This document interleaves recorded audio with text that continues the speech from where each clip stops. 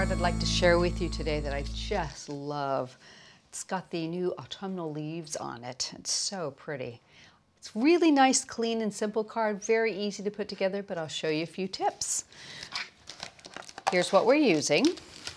I've got the Finishing Touches Autumn Leaf Trio, and I'm going to be using the Thank You from the Shadow Box in the Garden, and we'll have a couple of the small black Dazzlers as finishers up in the corner.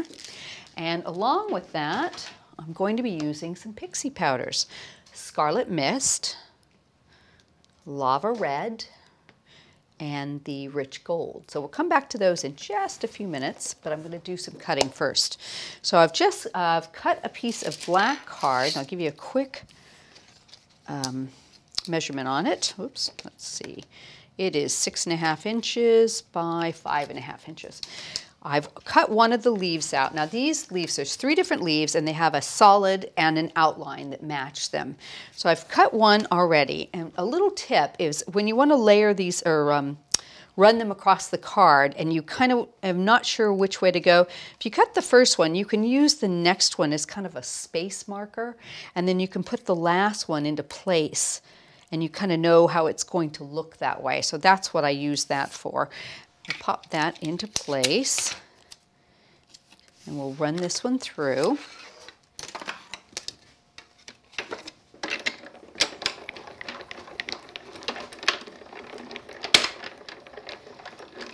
we go. Take that off gently. Oops. And that one out, and we can cut it one more time right in the middle. Let's just put a little piece of tape on both sides there. So now I've got the look of falling leaves coming across the card diagonally, which is exactly what I wanted. Okay, and you'll end up with 3 leaves that are cut out you can use for another project. We won't be using them for this card itself. We're just going to use the aperture. All right. Pop that back onto there. So the next thing you want to do is add a piece of acetate to the back. So you have a window there behind each one of those, and add some mounting foam on top of that. So I'm going to set that to the side for the moment, and we are going to bring in a piece of wax paper just so we can keep everything nice and tidy here. And we're going to do our background piece with the Pixie powders. So, piece of white card. Now I find it sometimes it's easiest if you want to just put a little bit of tape on the edge to hold it in place, because when you get it wet it will start to curl a little bit. I'm going to move some of these out of the way. So I'm going to bring my Pixie powders in, and I think I'll start with the Scarlet Mist here. And I'm just going to do a small piece here. I always recommend doing a larger piece if you're going to pull your Pixie powders out and get a little messy, so you'll have some extra left over for when you want it. And you notice how I'm just tapping it across the card. You don't want to squeeze these. You don't need very much of the powder, to be honest with you. So I'm just going to squeeze a little bit across. I'll bring in the red. Now this one's going to be the darkest, so be a little bit gentler with this one. There we go. Just add a little bit of that color around. Okay. And the Rich Gold. And this will give you a really nice color that will kind of tie it all in. There we go. Now, depending on how rich and vibrant you want it, you can start with this, you can add more, you can even take a little bit away. All you need is a mister bottle. Just spray it, and your colors just appear. It's up to you how much water you want. You can make it wetter. You can have the colors run. If you decide that that's not what you want, you can dab it up with a little bit of kitchen roll. You can always go back and add more color. And every time you do one of these, it's going to be completely different, which is, I think, part of the fun of it, if you ask me. So I would like a little more gold in this one. There we go. A tiny bit more water just to activate that. So I could now dry this with a heat tool, or I can let this dry by itself. I've got one I've already done, and you can see it's quite a bit deeper in tone. I filled in most of the area, the white background. It's totally your call, whichever way you want to do it. I'm going to set this to the side. We can use this on another project. And we can bring this back in, and we'll use it for today. Now, once they dry, if you just run them through the die cutting machine with the tan mat, it'll flatten it back out, so you won't have to worry about it being too curvy. So I'm going to bring in our piece here that we did with the acetate, and I'm going to just take off the mounting foam. Now I've got it all the way around the back and in between the leaves, because I want it held up really nice. So you don't want to be too stingy with it. Too much is always better than too little. There we go. And I think what I'll do is I'll just seat this from the back and try and get it centered inside of that. Let me just lean over a little bit. There you go. So you can see really how that pops through that. It's absolutely gorgeous. But we're going to go a little bit further with it.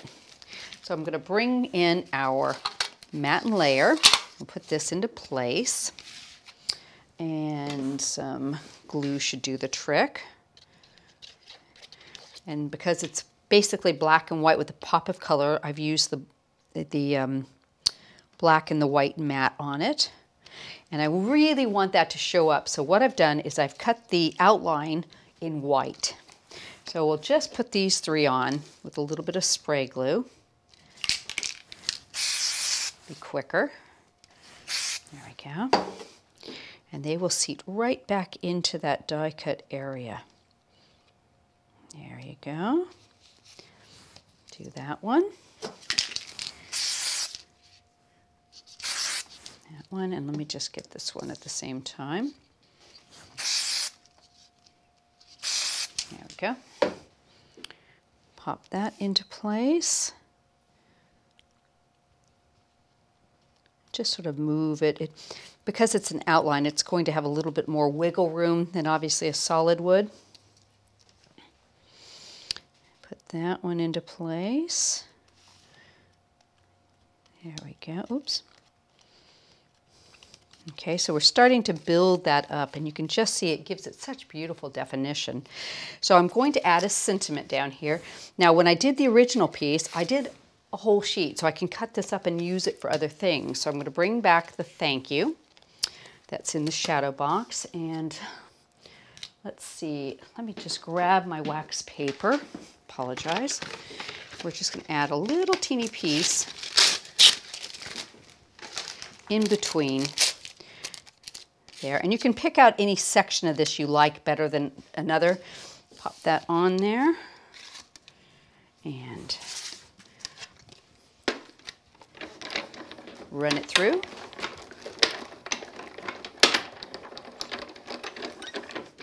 I always find it's easier to cut sentiments with a little bit of wax paper, especially if they're very swirly like this. It tends to help them pop out a little bit easier. There we go. Get a hold of that one and take out the few bits here. So we've got a thank you that's been cut out of the same exact piece as the background. Now let me just get a hold of the wax paper and peel it away.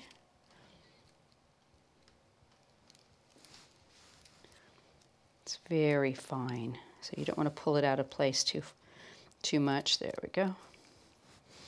And a couple little bits here. Okay. So I went ahead and did a black and a white one as a shadow. So what we're going to do is give this a little bit of spray glue, and we'll pop it on top of that.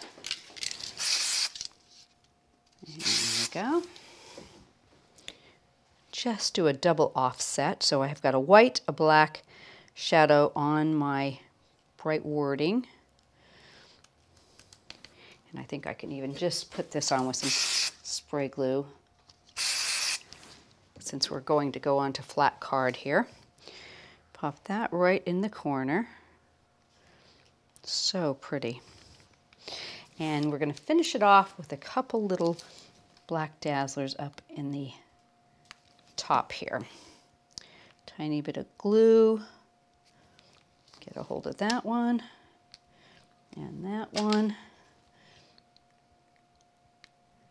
Give that a second. There we go. How beautiful is that? I think that is such a stunning card, and it's just so simple and elegant. I think anybody would love to receive a card like this.